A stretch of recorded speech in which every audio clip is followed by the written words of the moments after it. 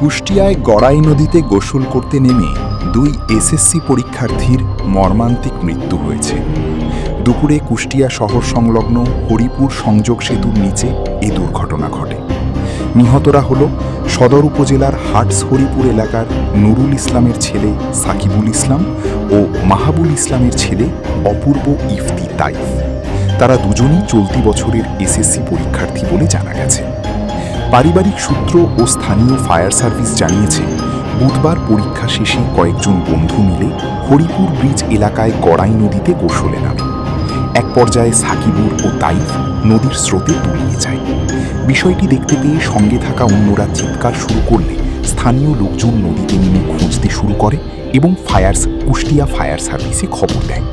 তবে ফায়ার সার্ভিসের কর্মীরা ঘটনাস্থলে পৌঁছানোর আগেই স্থানীয়রা দুই শিক্ষার্থীকে উদ্ধার করে কুষ্টিয়া 250 জেনারেল হাসপাতালে নিয়ে গেলে কর্তব্যরত চিকিৎসক তাদের মৃত ঘোষণা করেন।